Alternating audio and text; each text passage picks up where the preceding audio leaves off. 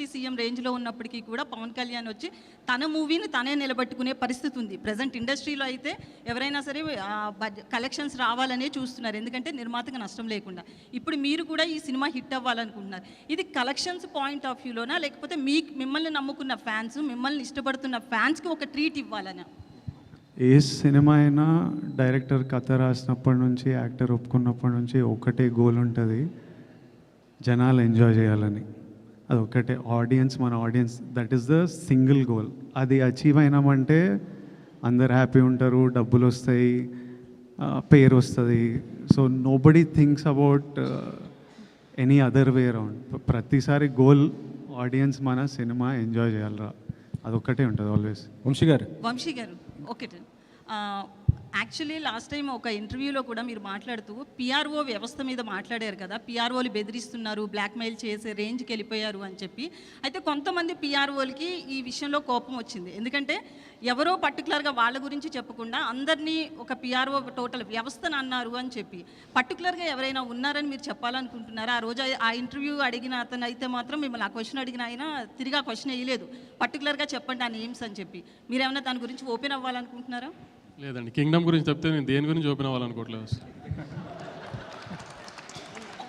Sir. Vamsi గారు, ఇది అంటే కింగ్డమ్ ఈ స్టోరీ అంటే గౌతమ్ దిన్నూరి ఇది ఫస్ట్ చెప్పింది రామ్ చరణ్కి అంటున్నారు కదా, ఆ స్టోరీనా లేకపోతే ఇది వేరే స్టోరీ సార్? ఇది వేరే స్టోరీ అండి.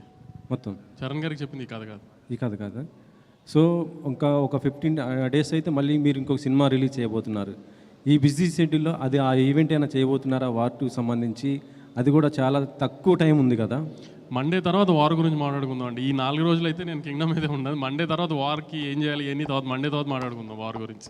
విజయ్ని తీసుకోవడానికి కారణం ఏంటి సార్? అంటే గౌతమ్ తిన్నర్ ఈ స్టోరీ విజయ్ కోసం చేశారా లేకపోతే ఇంకేరేదండి? లేదు, గౌతమ్ నాకు వచ్చి చేద్దాం అనుకున్నప్పుడే నేను విజయ్ గారికి ఒక కథ అనుకున్నానండి. ఆ విజయ్ గారితో సినిమా చేద్దామని అది చెప్పాడు డైరెక్ట్గా. వేరే ఆప్షన్స్ ఎప్పుడు మేము పెట్టుకోలేదు. అందుని విజయ్ గారు అనుకున్నాం, అది విజయ్ గారితో అలానే ప్లాన్ చేసాం అంతే. విజయ్ గారు, మీ లాస్ట్ సినిమా ఫ్యామిలీ స్టార్, అది ఫ్యామిలీ ఆడియన్స్ కోసం తీశారు.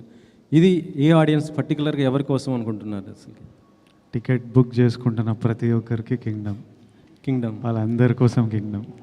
యుద్ధం ఎవరి కోసం, ఎందుకు చేస్తున్నారు? ఏ యుద్ధమైనా ఫ్యామిలీ కోసమో ప్రేమ కోసమో, లవ్వే ఉంటుంది రూట్ కాజ్. మన ల్యాండ్ కోసమో, మనం పుట్టిన మట్టి కోసమో, ఫ్యామిలీ కోసమో, లవ్ కోసమో ఇదే ఉంటుంది. హిస్టరీలో ఏ యుద్ధం తీసుకున్నా దీని గురించే ఉంటుంది. ఇది కూడా అలాంటిదే.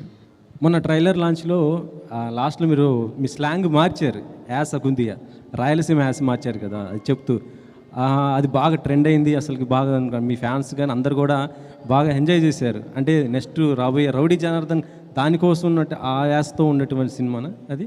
ఆ డైలాగ్ అది నేను అనంతపూర్లో చదివినానన్నా, సో ఇంకా యాస అంటే ఇష్టము, తిరుపతిలో ఉంటేవి అట్లా మాట్లాడిన అంతే.